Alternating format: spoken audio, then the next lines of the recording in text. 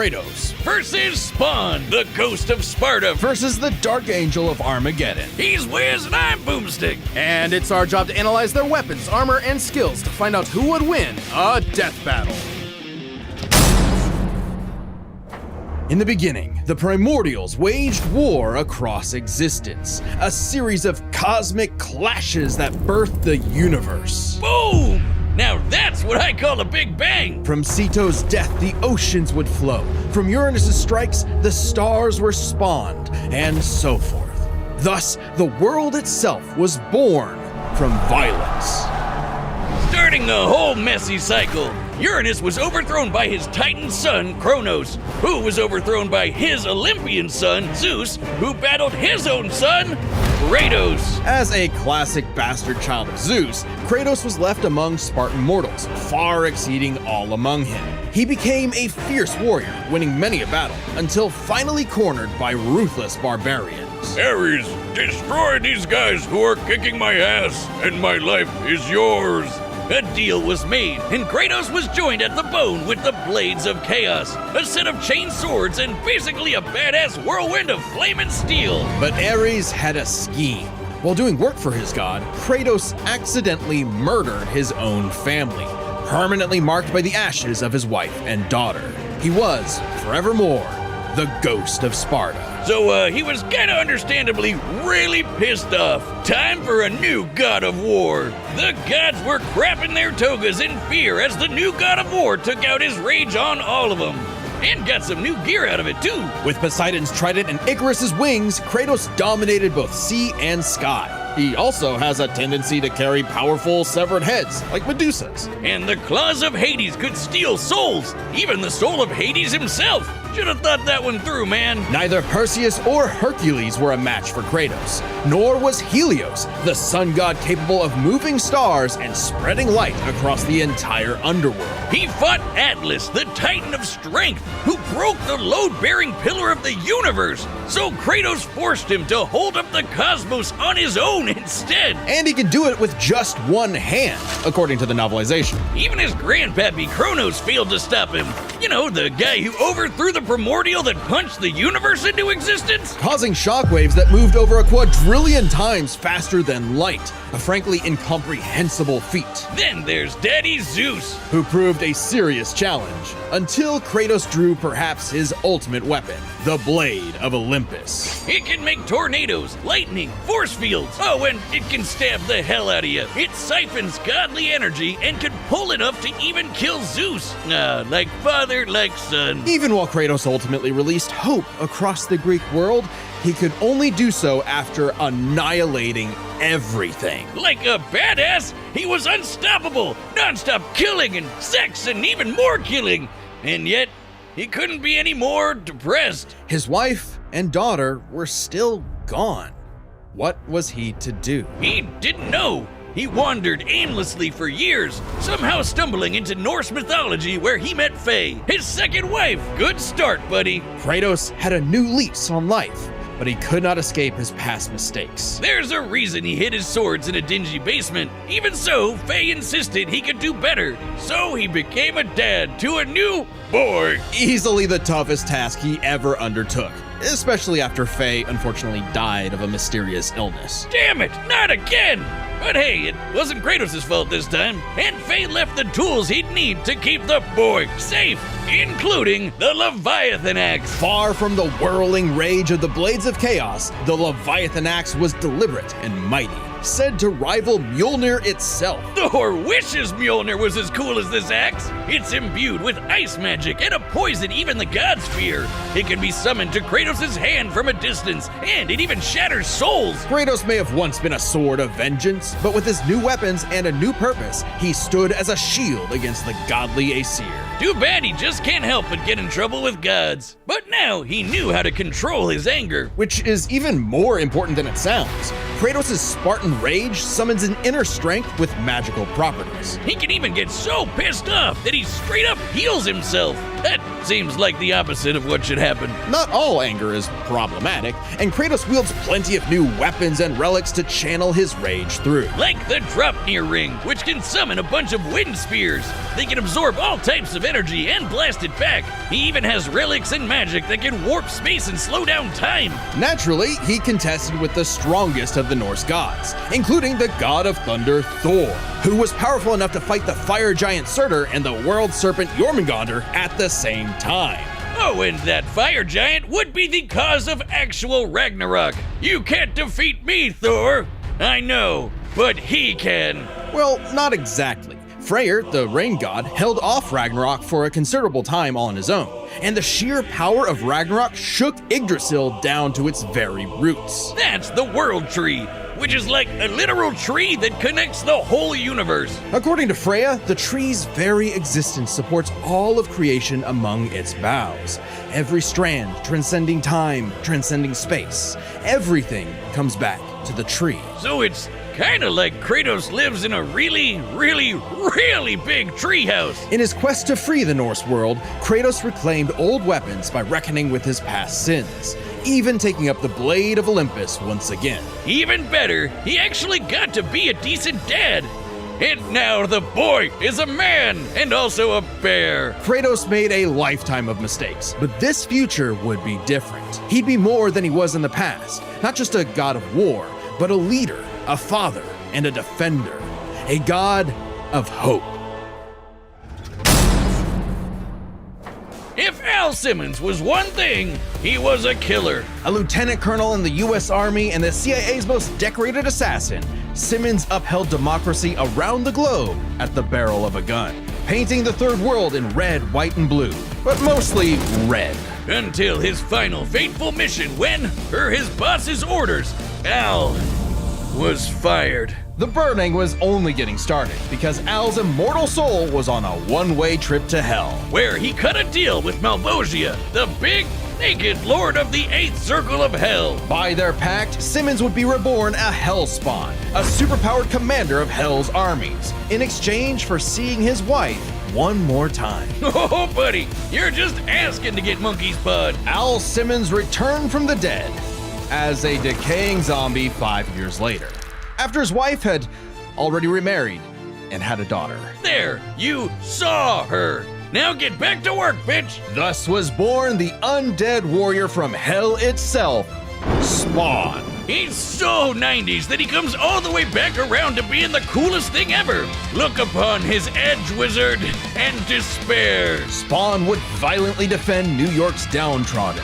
while slowly uncovering the full breadth of his demonic powers. He's like a walking superpower encyclopedia. He can fly, teleport, turn invisible and intangible, move things with his mind, make force fields, control the elements and the weather, and even stop time. Speaking of time, he can fly so fast, he literally breaks into other dimensions and smashes time as a concept. He can manipulate matter, shape-shifting his own body or transmuting other objects and people. He can even control and absorb your soul. Wait, Wiz, if he can rearrange molecules and crap, why doesn't he just fix his uggo face? Well, he tried to do that, but Malvosia cursed him so that he could only make himself... yeah. Oh, it's petty trolling like that gets you thrown in hell. To be fair, Spawn can achieve a similar result with illusions and mental manipulation. He can read and control minds, implant and replace memories, or simply drive you mad. Spawn can do all of this crazy shit because he runs on necroplasm. Basically, hell juice. You're not wrong. Necroplasm is the energy that makes up hell itself.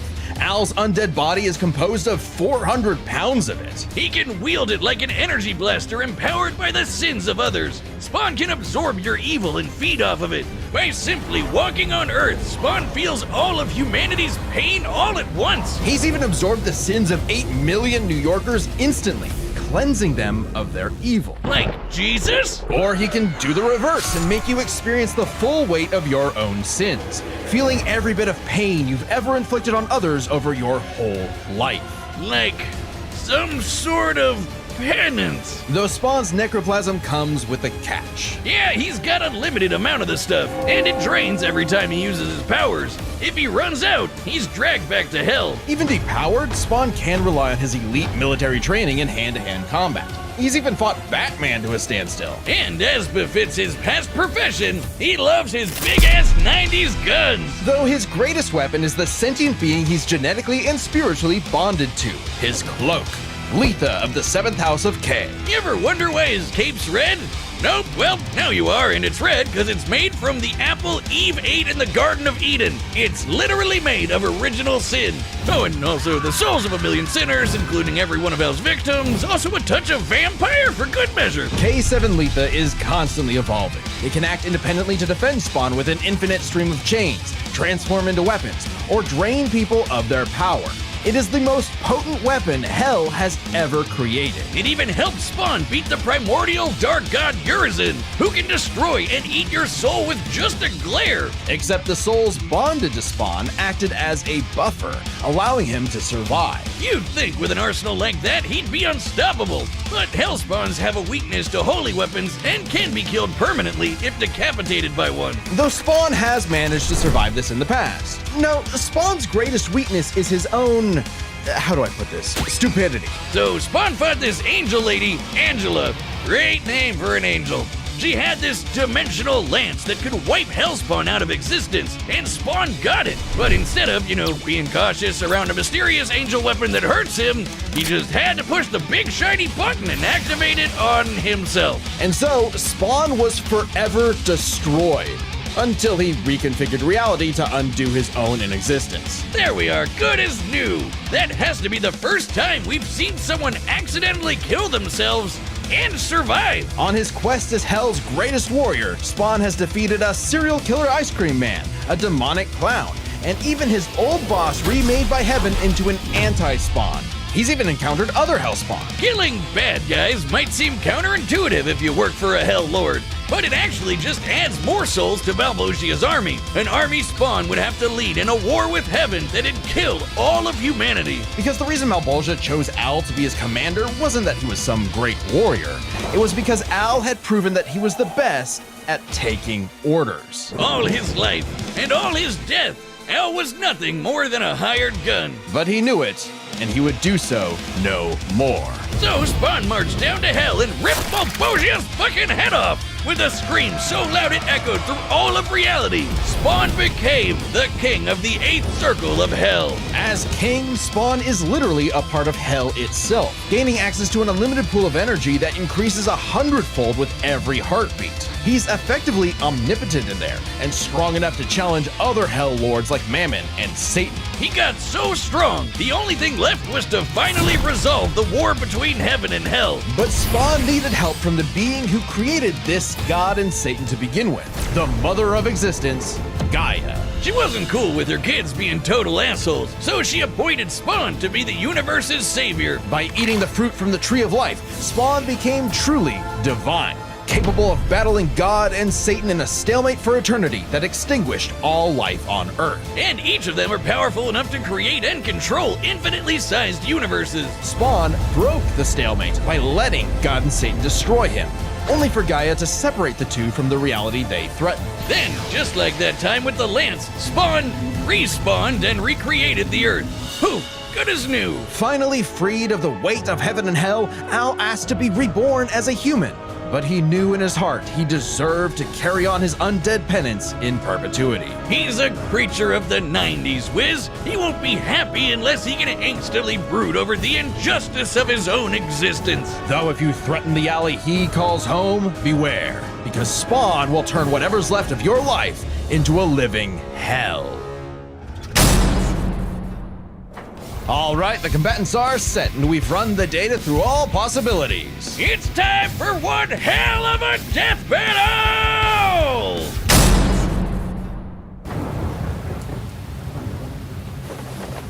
Nights like these drive men insane.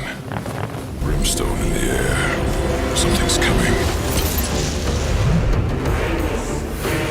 If it wants a piece of me, there'll be hell to pay. You will not see the end of this day. You sinned on a scale reserved for gods.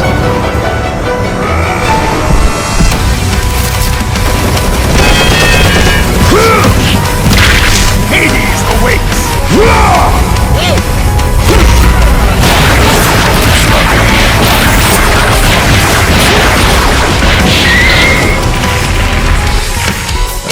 Face without a name.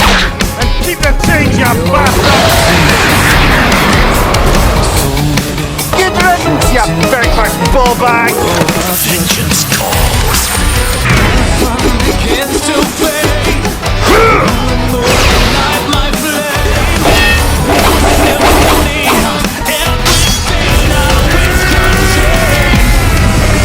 So I'm making a final whim. No more sorrow. In my dreams I couldn't be anything. Do we understand? Welcome to hell, motherfucker.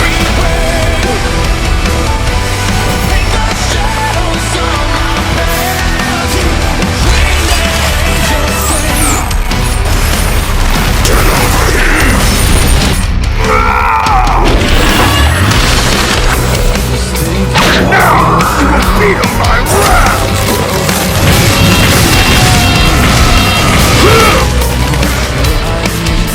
You're no god.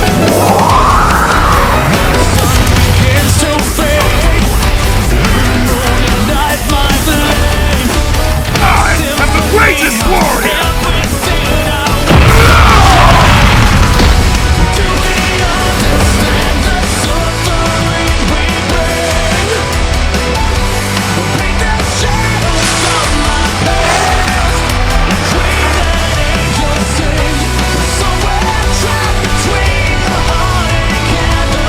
God forbid. By the gods, I'll kill you all!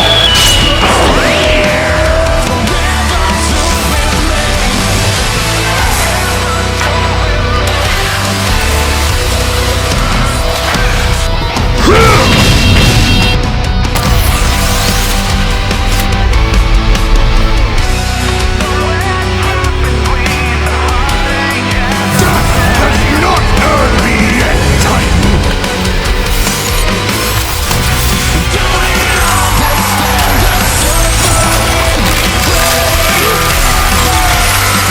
You deserve a worthy end!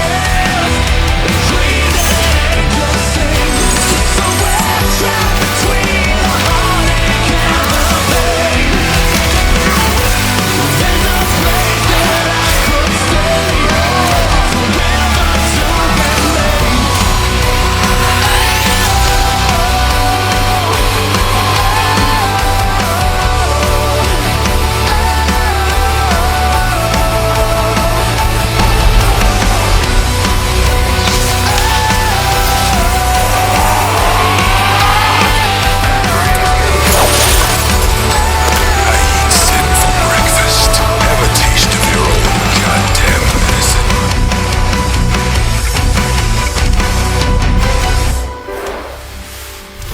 It's like you said, nothing personal, asshole.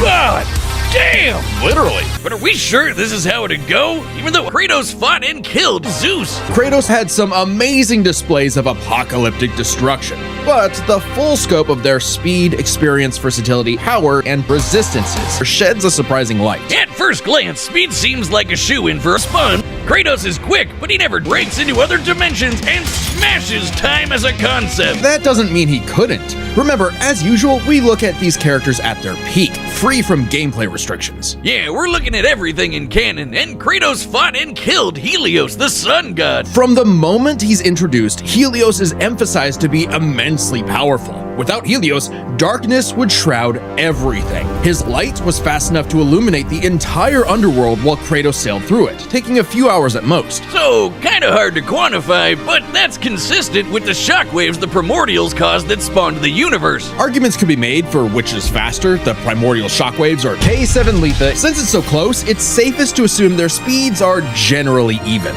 But what does speed matter if you don't know how to use it? Let's cover experience. Spawn spent decades in military combat and is a master martial artist. However, Kratos was a fierce warrior, winning many a battle, left among Spartan mortals, far exceeding all among him. And while Kratos eventually learned to control his rage, Spawn pretty much always had that control. So Spawn easily takes experience, but when it comes to versatility, he could match all the weapons and abilities Kratos had. Spawn can stop time, manipulate matter, turn intangible, control minds, warp reality. However, Kratos' weapons, magic, runes, relics, and even his rage gave him far more options in combat, slowing down time, healing injuries, and most importantly, multiple weapons that could drain a variety of energies. Like Necroplasm energy. Yeah, if he runs out, he's dragged back to hell. So the Dropnir spears and the Blade of Olympus gave Kratos exactly what he needed. However, the Blade of Olympus actively helped Spawn, sending him to hell where he gets a literal infinite power boost. Since it's so close, it's safest to assume their versatility are generally even. All roads lead to power, which should go to Spawn, right? Divine Spawn could match God and Satan. Each of them are powerful enough to create and control infinitely sized universes. However, the same idea applies to Ragnarok shaking the roots of Yggdrasil. Ragnarok is obviously a bit of a different beast than Kratos, but what really matters is what Freyr did. Right, Freyr, a god comparable to Kratos, held back Ragnarok's power for a significant time. So Kratos should be capable of the same level of power, or even more. Using an official map and knowing the world tree's branches encompass all of existence, we can measure its size and volume. And we know this map is accurate because it shows these two realms conjoined, which we see in-game. Even if we assume the Tree of the Realms is only 1% solid, a significant lowball that Kratos should easily scale above, shaking such an incomprehensibly large structure would require enough force to destroy our universe's mass energy 9 million times over. Far greater than any cosmos Spawn has ever affected. Even though Spawn's battled and defeated Satan in more recent comics, implying he's retained a level of power similar to his divine form, he couldn't match Kratos in power alone. And this isn't some one-off outlier. I mean, a realm-shattering supergiant doesn't sound too different from the other Titans and Olympians Kratos defeated. That's the thing, isn't it? It's easy to think that we never see Kratos do anything that matches Spawn, but we do. Helios' speed matches K7 Letha, and Kratos outsped him. Atlas is strong enough to lift all of reality, and Kratos overpowered him. Kronos defeated the creator of the universe in a one-on-one fight, same as God and Satan, and Kratos killed Kronos. And Kratos takes the edge in power. The last piece of the puzzle is their resistances, basically who was harder to kill. Spawn's constant mainlining of humanity's collective sin and pain meant he could survive attacks on his soul, including the Blade of Olympus, just like he resisted a very similar attack from anti-Spawn. Best of all, remember the time he rewrote reality to undo his own inexistence? There was nothing Kratos could do to overpower that, and that time with the lance wasn't planned, it was purely instinctual. He could replicate it any time he wanted, like in his fight with God and Satan. So how do you put Spawn down for good? Well, you can't. Giving Spawn the final edge. That was one hell of a fight. The winner is Spawn.